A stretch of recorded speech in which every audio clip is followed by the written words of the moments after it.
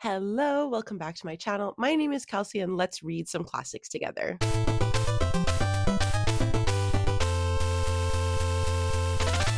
If you watched my channel at all this year, any of my goals or any of the videos involving classics, I've been talking a lot about how I want to read more classics, but in order to do so, I really wanted to read some classics that I read in the past, like for my degrees or just for fun sometimes, that I didn't particularly enjoy, but I had a feeling that I could enjoy them. And thus, this is the purpose of this vlog today, to reread some classics I read in the past and didn't really like. The first of which is Pride and Prejudice by Jane Austen, the classic tale of Elizabeth Bennet and Mr. Darcy and how they reluctantly fall in love. A major topic of conversation this year in the classic community, Wuthering Heights by Emily Bronte. This is the dramatic love story of Catherine and Heathcliff. And then we finish the vlog off with The Great Gatsby by F. Scott Fitzgerald. Not a love story, but still tragically romantic in its own way, discussing Jay Gatsby, who likes to throw these lavish parties in his Long Island mansion. So these are all classics that I have read in the past, didn't really like. So let's see if I enjoy them more today.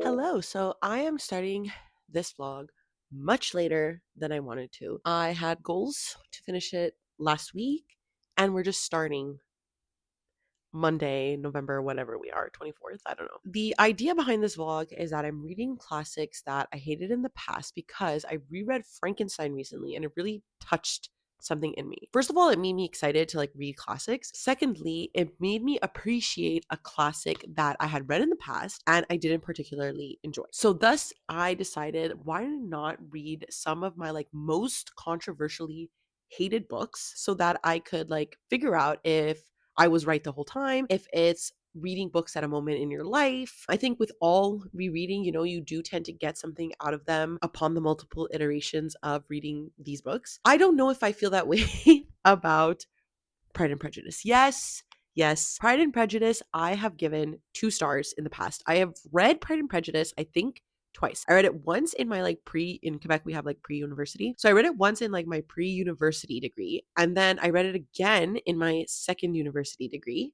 She's a scholar, she's a genius. I just never got the hype. I've seen clips of the 2005 movie with Keira Knightley. Obviously, I'm enthralled by this ultimate haters to lovers dynamic. And it could be argued that this is probably the first enemies to lovers, I would say. I don't even think Jane Austen is a bad writer. I think this is just not a book that interests me in the slightest. Right now, I've read about 148, 150 pages. Right now, we're at the point where she has refused Mr. Collins's proposal. Bingley has left the town. Jane is obviously distraught. She doesn't understand. She thought their engagement was going well. Obviously, their main goal is to get these girls engaged. They're all daughters. So when their father dies, they lose their home. It is of the utmost importance to the mother that her daughters are married off and married off well, because they want to set them up right for a positive future. Mr. Bennet is, I think, the more adoring father, in much the way adoring fathers become when they don't really care about anything but they like that one daughter, that we've sort of self-inserted ourselves into the characters, so that being Elizabeth. I obviously enjoy Elizabeth. I think Elizabeth is the most realistic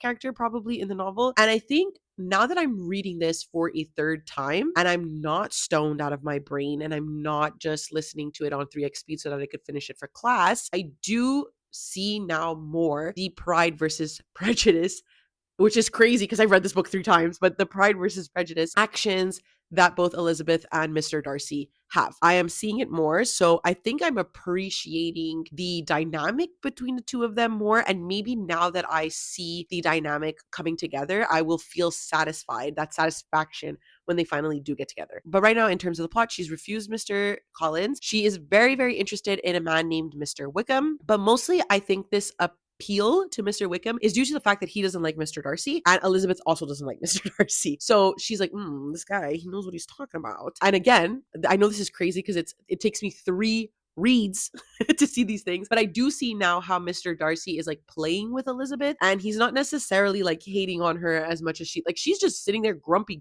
AF, and he smiles sometimes when she makes him laugh. So I do see the appeal of their relationship. Do I like the book? Sure, but I'm definitely not, I think, one of those people that just love like romantic novels. Take from that what you will. I'm going to read the next 150 pages. We'll see how I feel. Maybe the tides have changed because obviously I am noticing and appreciating more about the book than I have before. So we'll go do that. I am obviously on standby as I am with pretty much every single vlog that you've watched because my son is slowly learning how to take his naps at daycare. So if he falls asleep and takes his naps, I go pick him up at the end of the day. If he doesn't, I have to pick him up like mid nap. So this is around the time that I expect to get some sort of notice about what's happening. So we'll see. I'm going to continue listening to this. And then we'll come back later. My goal, and I say this with every vlog, and it's almost never comes to fruition. My goal would be to finish the book today. On the speed at which I am listening to the audiobook and reading it, I have about 2 hours and a half left, which again, depending on if my son comes home or not, could be done. So we'll see. Hello. So I have reached page 300 of Pride and Prejudice. The camera is a bit closer to me just because my son is in his exploration phase. And I don't want him to take the tripod and smash it on the floor. In this second third, we are dealing with like the aftermath of Elizabeth refusing Mr. Collins's proposal. So he proposes to her friend, something Lucas, Miss Lucas, because he desperately wants to find love and find a wife. And like, you know what? Kudos, I guess. She says yes. So obviously, like Mrs. Bennet is offended on behalf of Mr. Collins because she can't believe that her daughter refused him. What I do appreciate, I think, is how headstrong Elizabeth is and how she is very firm in her beliefs. Even though her mother is upset with her and doesn't like that she refused Mr. Collins, Mr. Collins in the end does respect Elizabeth's decision. Elizabeth's father is very like gung-ho about her decision to say no. So she has a pretty supportive surrounding, and I like her spunk, I guess you could say. But what I was really surprised about is how quickly Darcy's confession happens to her. They go to visit Mr. Collins and her friend, Miss Lucas, or Mrs. Collins, I guess now, as they are like in another town. They're visiting whoever Mr. Collins works for. Darcy is there and Elizabeth is there, and Darcy confesses that he is very much in love with her, finds her fascinating, and we start to realize like, oh, everything that Mr. Darcy was doing was kind of like teasing Elizabeth in a way and like joking with her, and Elizabeth didn't see it that way. So Mr. Darcy writes like a whole letter about like all the things that Elizabeth accuses him of, and this is very much like along the lines of Elizabeth's prejudice and how quick she is to judge others. Darcy's just like trying to be like, yo, this is the situation, this is what I've been doing, why are you treating me this way? And so he's kind of like explaining himself but also understanding why Elizabeth felt the way that she felt. And we learn about Jane and Bingley's relationship. It's obviously like a comedy of manners, right? So there's a lot of like miscommunication and stuff like that, which I think is extremely well done. I get why people like this. I get that the relationship between Darcy and Elizabeth at this point is becoming very like interesting, spicy, whatever. Not spicy in like the sexual way, like spicy in just like a gossipy, like what's the tea way. But I don't think that I feel any differently about the book than I did before. I definitely can appreciate what people like about Jane Austen. Do I think Jane Austen is for me? Still no. I'm going to read the last third because I'm basically almost done. I have another like 150 pages left. And even though my opinion is not changing, I definitely appreciate the book at least a little bit more. Now I'm going to make some cutlets, mashed potatoes, salad for supper. And while I'm doing all that, I'll probably continue listening to Pride and Prejudice. Hello. So I'm coming to you finally after finishing Pride and Prejudice. I don't think my rating, surprisingly, and I'm really sad to say, has changed since I last read Pride and Prejudice. As I previously stated, I did read this in university and I gave it 2 stars, but I'm reading my review and my disdain for it was very, very, very mean, bordering edgelord. I think that I was just so bored in class reading this, knowing that everybody absolutely loves the movie, the story itself, that I think it pissed me off way more than this book deserves, because I am bumping it up to a 3 stars at least. I think I said in like the past few clips that I can really appreciate the charm and wit that Jane Austen has and the overall talent that she presents without having a teacher like try to drill it into my brain.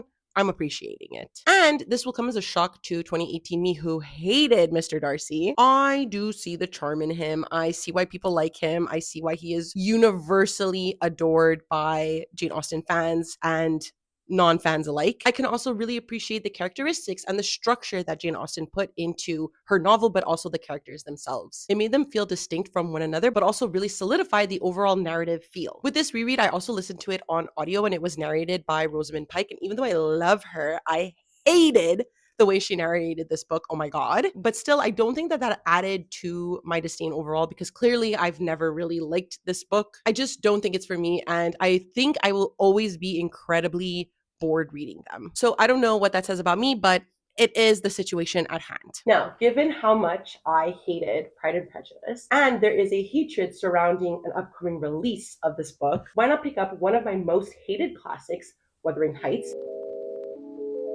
I have read this one time in my life, absolutely hated it. But with the surrounding disdain around the upcoming movie that I particularly find really interesting, because I'm excited to see like what's done with this, because I don't have like a love or ultimate, like this is not my favorite book, obviously. I have just been seeing people rant about the trailer for the next Wuthering Heights movie with like Margot Robbie and Jacob Elordi. So obviously I'm gonna watch it because I love Jacob Elordi. It's just really fascinating to see this.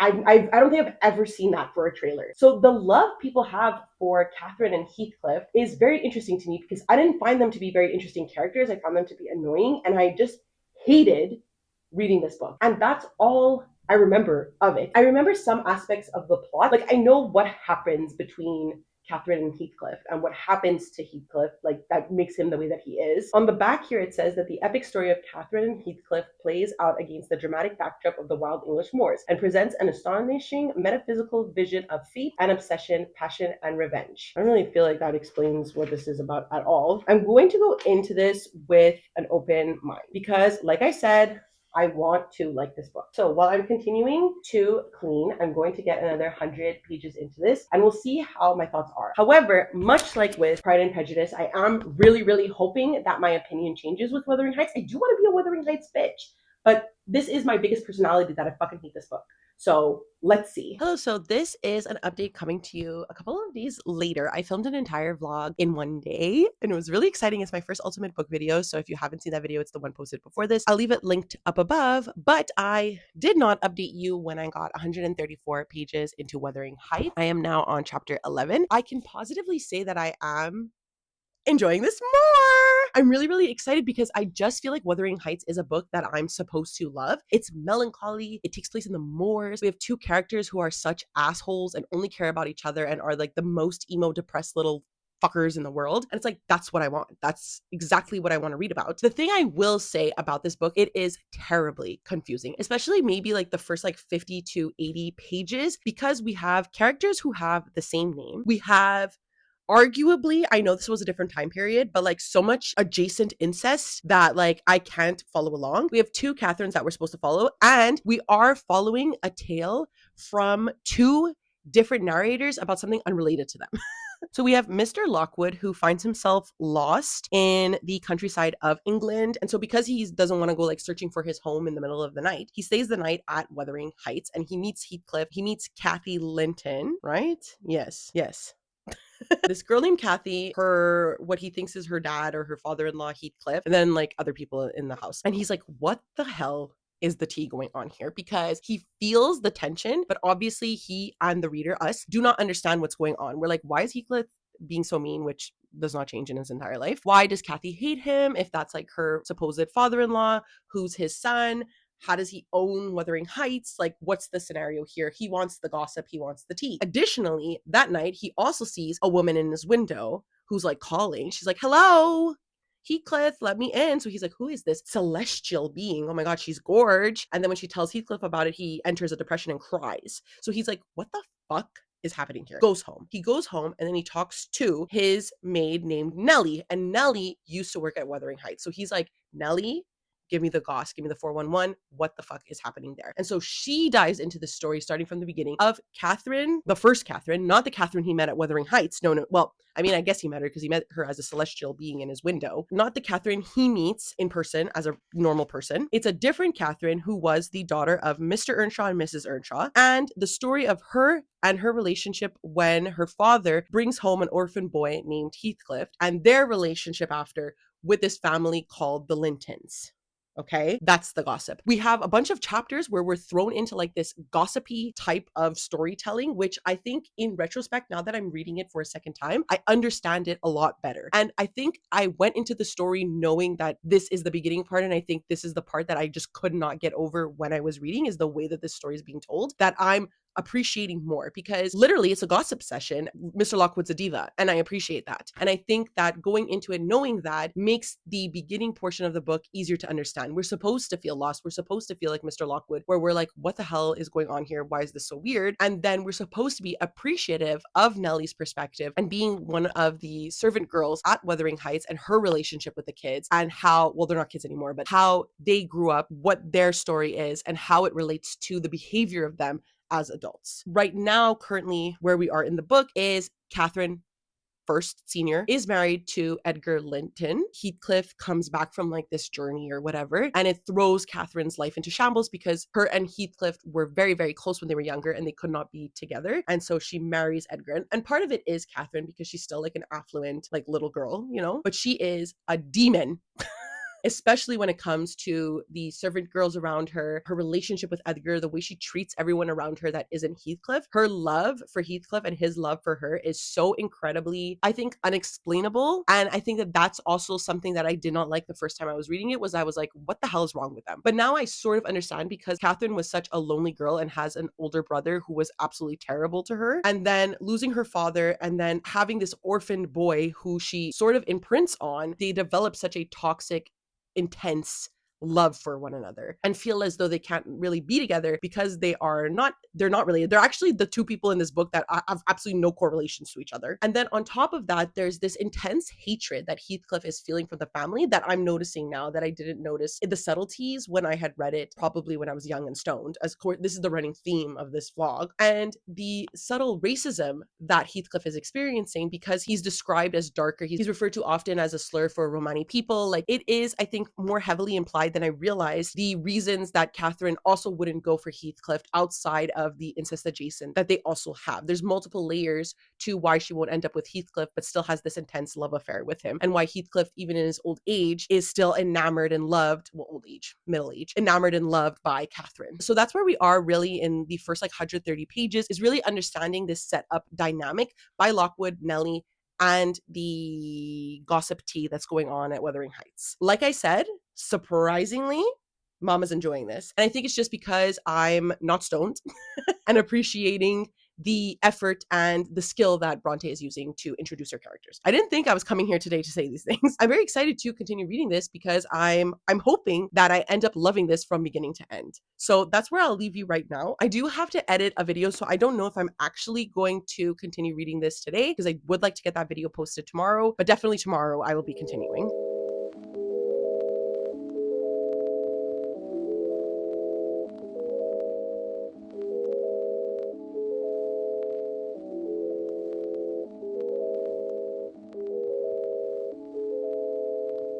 Hello, I am coming to you a failure, but in a good way, because to the surprise, I'm sure, of everyone who knows me in real life, I'm loving Wuthering Heights. I don't know who the fuck I am, but I hated this book. It is like one of my most hated books. I've said this in the previous clips of this vlog. I've said this my entire life. I never liked Wuthering Heights because I hated Catherine and Heathcliff. However, now I'm coming to you to say I appreciate them. I love their characters, not because I genuinely would be friends with them or think that they're good people, but because as characters, I think they're incredibly layered and engaging. So at this point in the novel, we've reached the adulthood of these characters, or I don't necessarily know what age they are, but the adulthood that they're experiencing. Catherine is married to Edward Linton, and Heathcliff comes to visit Catherine, which sends Catherine into this like psychological turmoil. They consider each other soulmates. They are constantly spending a lot of time together. And obviously Edgar is very uncomfortable with this, which sends Catherine into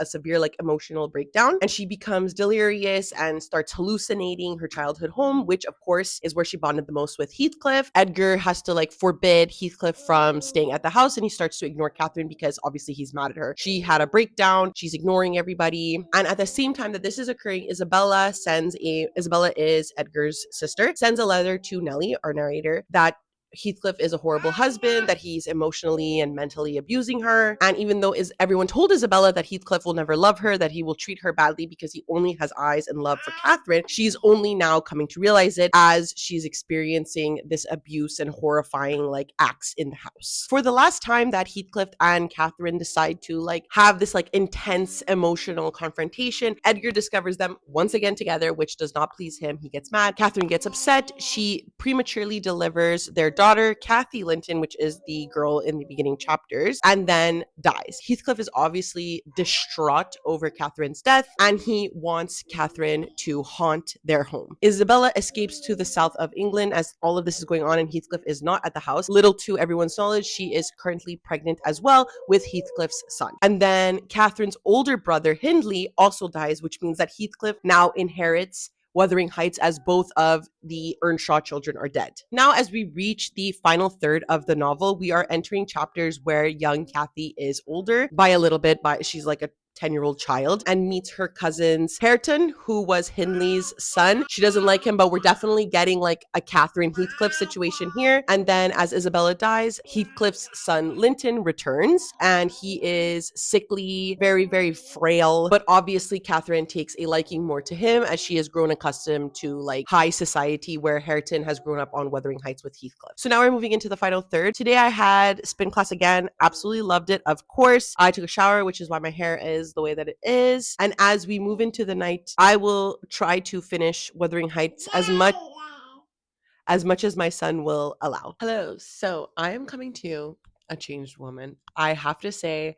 that I did not think I was going to enjoy Wuthering Heights as much as I did. I really, really did not think this was going to be the book for me, because I just remembered hating this book so much. And I think I did. I believe myself. I believe, how old was I? I believe 24-year-old Kelsey did in fact hate this. Because of that, I can't consciously give this a 5 stars, which is what I want to give it, because my first experience with the book did derail me from ever picking this book up again, really, or enjoying the story at all. So it was detrimental to my overall appreciation of the book, and it took a second reading. It took me doing this video to read it again. So I don't want to take that out of consideration. So I'm going to be giving this a 4 star. I will still say that I do think the beginning portion of this novel is extremely confusing. You have 2 narrators and you're following a story within a story within a story. No, well, kind of. You have Mr. Lockwood recounting his time at this point, speaking to Nellie, who's recounting a time in the past of Wuthering Heights and the like drama between all the characters. That part is confusing. Then on top of it all, they all have the same fucking name. And it really reminded me of this TikTok that I had liked years ago, because obviously it was one of my complaints and I found this TikTok really funny. I'm in love with your brother-in-law. You're in love with your own brother? The one in the army? No, your sister's husband. Michael. No, that's your sister's brother. No, I'm my sister's brother. You're in love with me. I'm in love with Tobias. My brother-in-law? I know. And I just want to further reiterate that I still needed to consult the character chart and the family tree in order to really understand like who was who and who I was following. So I think if you don't enjoy that, or that's not the experience that you want, I do think the beginning portion of the novel, and then when we start getting into multiple characters, can be really, really, really confusing at first. Secondly, I think I'm going to completely retract what I had said in the past. I hated Heathcliff and Catherine because I found them to be really, really, really insufferable characters, particularly Heathcliff, because I found it really sad that he made everyone around him miserable and the children of those people miserable because he couldn't get with a girl. And he still does that in this book. Catherine is also still completely insufferable. She's probably one of the most annoying characters I've ever seen, but like they belong together. I can't deny that they are soulmates and they are probably the most toxic people, but they belong together. Why were they making everybody else miserable when they could have just been making themselves miserable? I think I understand Heathcliff more. I think I just understand Heathcliff more as a character in this one, and it made me appreciate the story more overall. I can't really pinpoint what changed for me in this regard because, like I said, the characters are still horrible. Just this time around, I liked it. Maybe I just liked the tea more. I don't know. There's obviously a lot more to this book that I would want to get into, and I wish I paid more attention in my class about like Heathcliff's racial dynamics with others, the concept of like classism in this book as well. Heathcliff becoming the ultimate like winner sort of in the book, but still having a downfall, like still being this like depressed, psychotic man. Like I did not recall, let me tell you, him digging up Kathy's grave, cuddling it, liking to check upon her. You know, we love a man who yearns, I guess. I did like that Catherine constantly haunted him. And ultimately, when he dies, he is smiling at an open window because it is clear, or it is implied at least, that Catherine came to haunt him and take him away. All of that I really, really, really, really liked. I enjoyed this a lot. 4 stars, only because I think the beginning is still really confusing. And I think if your first experience with Wuthering Heights was horrible, maybe reread it again, Who knows? So the last book I want to read for this vlog is The Great Gatsby by F. Scott Fitzgerald. Also don't like this book. It is also one of my least favorite classics. When I read it, I think I just really didn't understand the love for the book, I think, rather than anything else. And I think because I was searching to understand why people liked this book so much, it really painted the novel in a more somber way than I would have expected. I also read this on a trip to Sicily with my family, and I was reading it in the car while we were speeding down these Sicilian mountains and while my aunt was talking to me, and like I just don't think I gave it the best environment for me to really appreciate it. And I think giving it a second shot in this vlog could be beneficial and make me enjoy it more, like I did with Wuthering Heights. Putting myself in a different mindset, I think, is going to make me enjoy this and maybe appreciate these subtleties that people love. Like, I know a lot of people where this is their favorite book. They have multiple copies of The Great Gatsby, and I want to know why, because there's literally nothing I remember from this book that would charm me into saying this is one of my favorite books and buying multiple copies of it. That's the next book. It is short, so I should be able to finish it within the next 24 hours, I'm going to say. Hopefully, I enjoy it as much as I enjoyed Wuthering Heights. Hello, please ignore my pimple. I just finished having lunch, but I did get 1/3 of the way through The Great Gatsby, which is about 53 pages. And I wanted to stop there because this is a short book, but I feel like quite a bit happens in the first 4 chapters. So we definitely have this dynamic between old money and new money that's occurring within the first 4 chapters. We have some characters that are establishing this type of relationship, and then we have other characters who are going to be working as our observers or moving characters. So we are introduced directly into this world by Nick Carraway. He is our narrator. He's coming off very honest, sweet, normal, and he has just recently moved into a home that is next to the Gatsby mansion. In chapter 3, I just met Gatsby, and he's very mysterious, very intriguing by the rest of the society that surrounds them. We are meant to understand that he's this very affluent character. I know a lot more about Gatsby than I think people who went into this knowing nothing would know, but obviously we know that Gatsby comes from new money, and that is subtly mentioned because he lives in the same area as Nick Carraway. He doesn't necessarily live in the old money area. We also have Gatsby's cousins, the Buchanans, a married couple, Tom and Daisy. Daisy is Nick's direct cousin, and Tom is the man she married. Tom is a horrible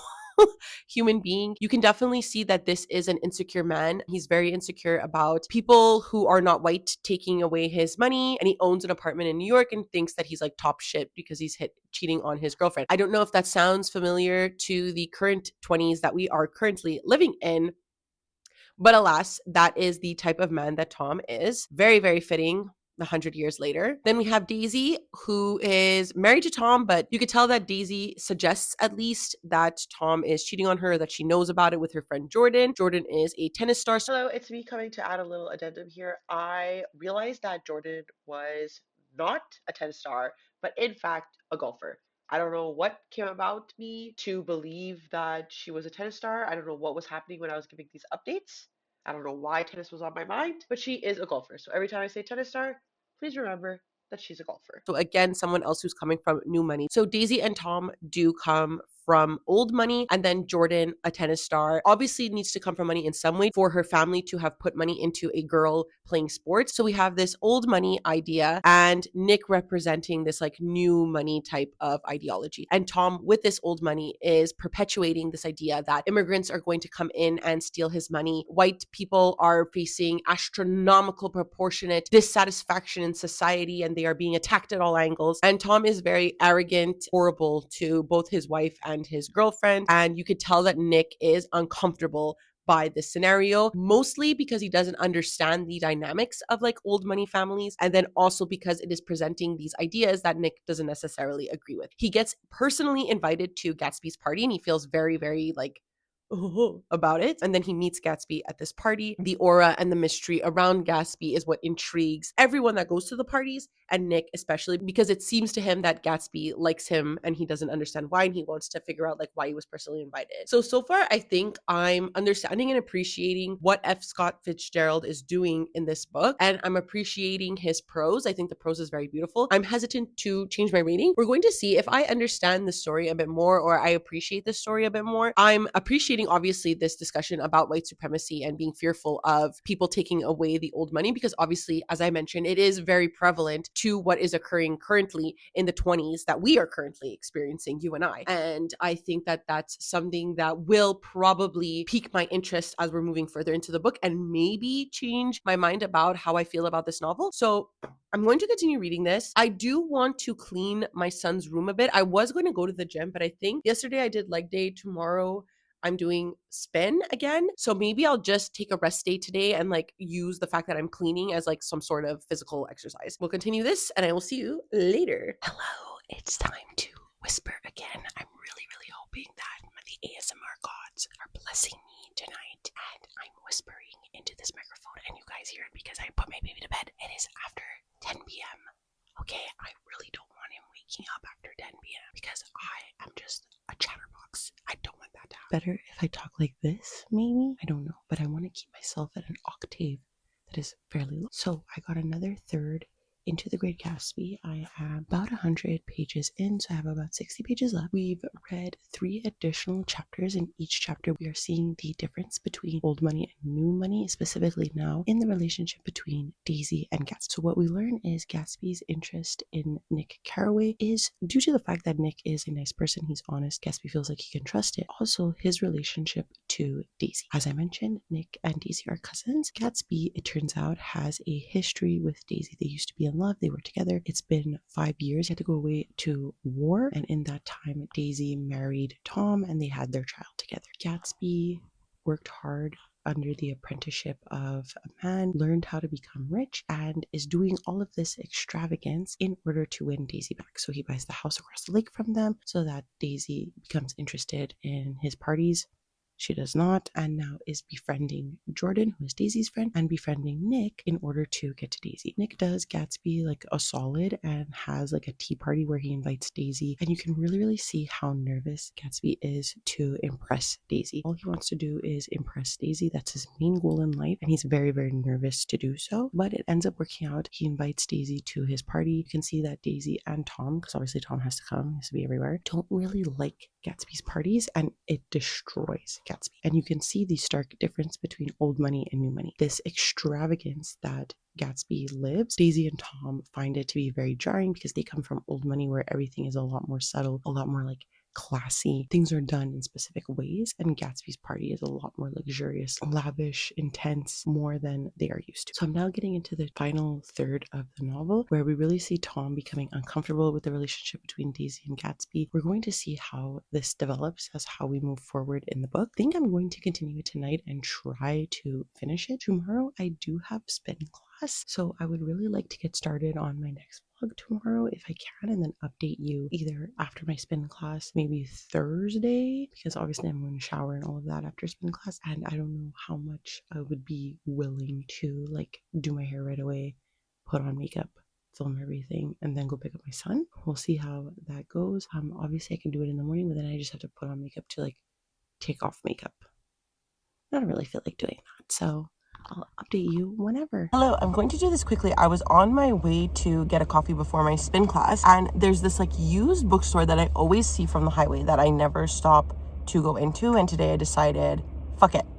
Why not? Let's go in. I'm nervous that it's going to be a lot of, it's like a used bookstore and everything's like half off. I'm really nervous it's going to be only French books, but let's explore anyways, see what's there. If it's a dud, it's a dud, but at least I satisfied my curiosity.